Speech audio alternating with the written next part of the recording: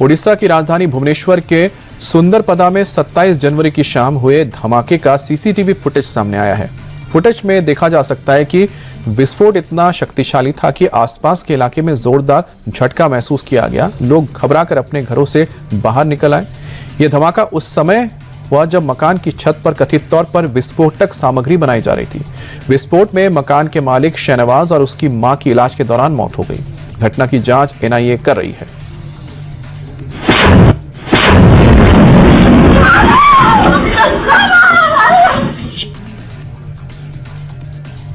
झांसी में दो पक्षों के बीच हुई जमकर मारपीट का वीडियो वायरल हुआ है।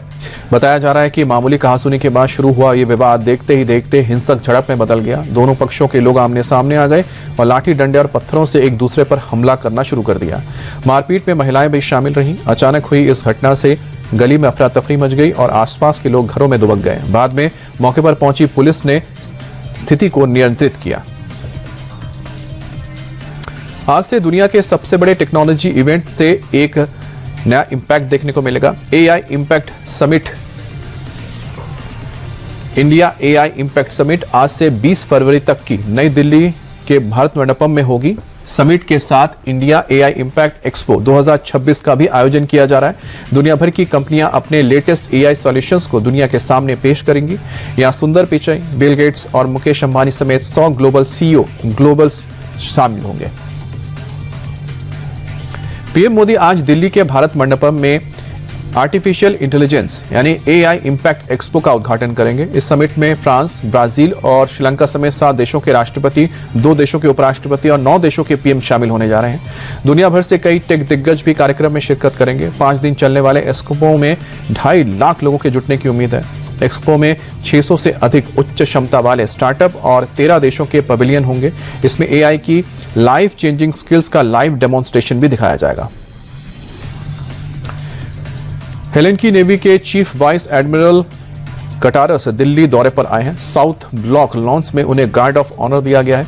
इसके पहले Indian navy chief admiral Dinesh Tripathi ने उनका स्वागत किया। इसके बाद हेलेंकी नेवी के चीफ नेशनल वॉर मेमोरियल जाकर पुष्पांजलि अर्पित की। हम आपको बता दें कि ग्रीस की नौसेना को हेलेंकी नेवी कहा जाता है। दिल्ली पुलिस के 79वें स्थापना दिवस के मौके पर गृह मंत्री अमित शाह शामिल हुए।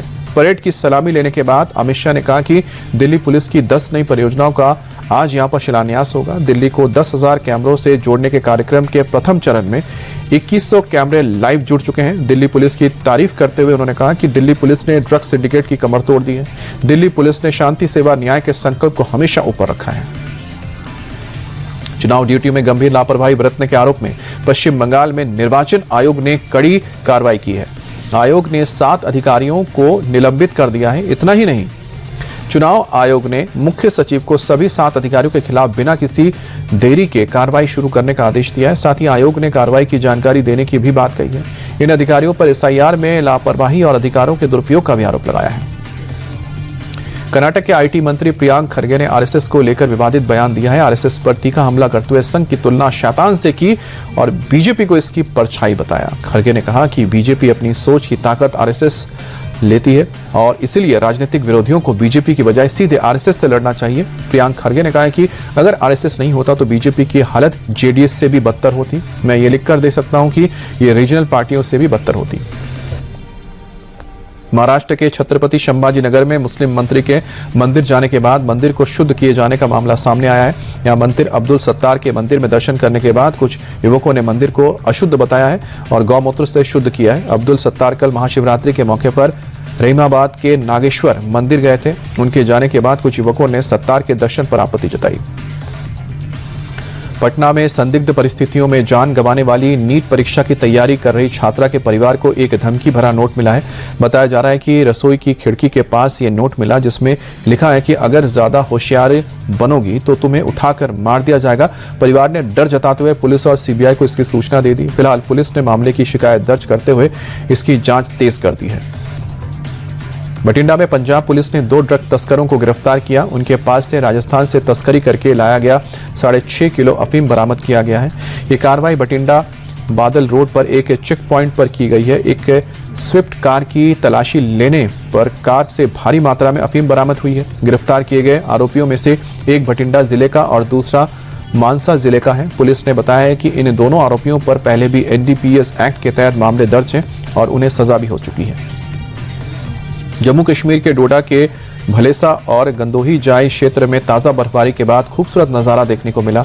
डोडा जिले की पहाड़ियां सफेद चादर में ढक गई हैं, जिससे पूरा इलाका स्वर्ग जैसा प्रतीत हो रहा है। घनी बर्फ की परत से प्राकृतिक सौंदर्य और निखार देखने को मिला है। स्थानीय लोग जहां सर्दियों के इस सुहावने मौसम का आनंद ले रहे हैं, वहीं पर्यटक भी बड़ी संख्या में यहां पर पहुंच रहे हैं। तमिलनाडु के डिंडुगिल में महाशिवरात्रि के पावन अवसर पर 1008 शिवलिंगों की पूजा की गई। पूजा के लिए जब एक साथ सभी शिवलिंगों का अभिषेक किया गया तो वह नजारा काफी अद्भुत था। पूजा के लिए 4 बार का समय तय था, जिसमें हजारों भक्तों ने भाग लिया। 1008 शिवलिंगों का एक साथ अभिषेक और पूजा भक्तों के लिए भी आकर्षण का केंद्र बना। अभिनेत्री तमन्ना भाटिया और सारा अर्जुन तमिलनाडु के कोयम्बटूर में ईशा योग केंद्र में महाशिवरात्रि के समारोह में खुशी से नाचती झूमती नजर आई। दोनों ही भक्ति में लीन नजर आई। बाद में अभिनेत्री सारा अर्जुन ने कहा कि मेरा अनुभव बहुत ही अच्छा रहा, मैं बहुत आनंद उठा रही हूँ। परफॉर्मेंस बहुत बढ़िया थी, मुझे मिडनाइट मेडिटेशन में बहुत अच्छा लगा। देश की सबसे बड़ी एयरलाइन इंडिगो बड़े पैमाने पर पायलट्स को भर्ती करने की तैयारी कर रहा है। जल्द ही कंपनी 1000 पायलट्स भर्ती करेगा। दिसंबर में फ्लाइट्स रद्द करने और क्रू की कमी के चलते इंडिगो ने यह फैसला लिया है। दिसंबर 2025 में 7 दिन के अंदर कंपनी ने 5000 उड़ानें रद्द की थी। ये देखते हुए कि कंपनी अब बैकअप तैयार कर रही है। T20 वर्ल्ड कप में पाकिस्तान के खिलाफ भारत की जीत के बाद देश भर में उत्सव जैसा माहौल है। देर रात तक लोग घर के बाहर जश्न मनाते नजर आए। कहीं तिरंगा लहराकर फैंस ने अपनी खुशी का इजहार किया तो कहीं नाच गाकर मस्ती करते दिखे। कई शहरों में तो लोग सड़क पर उतर आए और मस्ती करने लगे। भारत की जीत के जश्न में कई शहरों में जमकर आतिशबाजी भी की गई। लोग फुलझड़ी और बम फोड़ते नजर आए। ऐसा लग रहा था मानो दिवाली मनाई जा रही है। अहमदाबाद में भी लोगों ने खूब पटाखे फोड़े। क्या बच्चे, क्या बुजुर्ग और क्या महिलाएं, सभी ने जीत के जश्न में बढ़ चढ़कर हिस्सा लिया। लोगों ने एक दूसरे को मिठाई खिलाकर भी अपनी खुशी का इजहार किया।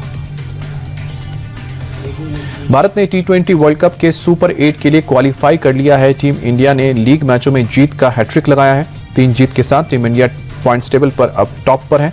अपने तीसरे मैच में भारत ने पाकिस्तान को धूल चटा दी। पाकिस्तान पर भारत ने रनों के लिहाज से सबसे बड़ी जीत दर्ज की है। ग्रुप ए से नामीबिया की टीम सुपर 8 की रेस से बाहर हो चुकी है। नामीबिया अब तक 3 मैचों में 3 हार के साथ अंक तालिका में आखिरी नंबर पर है।